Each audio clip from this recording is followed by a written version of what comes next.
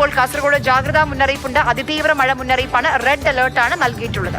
അതായത് വടക്കൻ ജില്ലകളിൽ അതിശക്തമായ മഴ പ്രതീക്ഷിക്കണമെന്ന് തന്നെയാണ്. ബാക്കി എല്ലാ ജില്ലകളിലും ഓറഞ്ച്, യെല്ലോ, റെഡ് അലർട്ടുകളാണ് ഇപ്പോൾ കേരളത്തിലെ 14 ജില്ലകളുമായി നിലനിൽക്കുന്നത്. അതുകൊണ്ട് അടുത്ത 2-3 ദിവസം അതിശക്തമായ മഴ കാലാവസ്ഥാ നിരീക്ഷണ കേന്ദ്രം മുന്നറിയിപ്പ് നൽകുന്നു. അംഗനവാടികൾക്കും അതോടൊപ്പം തന്നെ സ്കൂളുകൾക്കും ഒക്കെ കാസർഗോഡ് അവധി നൽകിയിട്ടുണ്ട്.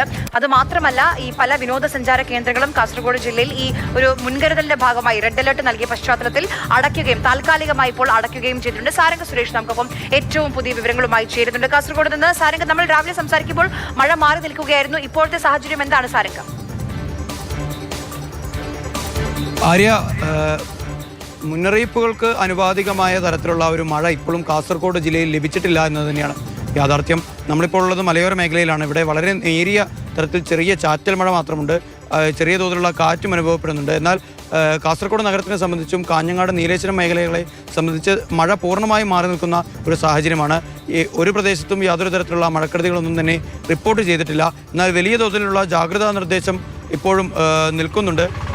പ്രധാനമായും മലയോര മേഖലകളിലെ ടൂറിസം കേന്ദ്രങ്ങളുമായി ബന്ധപ്പെട്ടാണ് അതിൽ പ്രധാനപ്പെട്ട മുന്നറിയിപ്പുകളുള്ളത്. ജില്ലയിലെ പ്രധാനപ്പെട്ട ടൂറിസം കേന്ദ്രങ്ങളെല്ലാം തന്നെ അടച്ചിട്ടുണ്ട്. ജില്ലാ കളക്ടറുടെ പ്രത്യേക ഉത്തരവ് ഇതിന് തൊട്ട് മുൻപാണ് ഇറങ്ങിയിട്ടുള്ളത്. മുഴുവൻ വിദ്യാഭ്യാസ സ്ഥാപനങ്ങൾക്കും പ്രൊഫഷണൽ വിദ്യാഭ്യാസ സ്ഥാപനങ്ങൾ കാസർഗോഡ് നിന്നുള്ള കാര്യങ്ങൾ പറഞ്ഞു. സാരംഗ് പറയുന്ന കാര്യം, റെഡ് അലർട്ട് ഉണ്ട്, അതിതീവ്ര മഴ മുന്നറിയിപ്പുണ്ട്. പക്ഷേ ഈ മുന്നറിയിപ്പിന്റെ ആനുപാതികമായിട്ടുള്ള മഴയൊന്നും നിലവിൽ ജില്ലയിൽ പെയ്യുന്നില്ല എന്നുള്ളതാണ് സാരംഗ് പറയുന്ന ഒരു കാര്യം.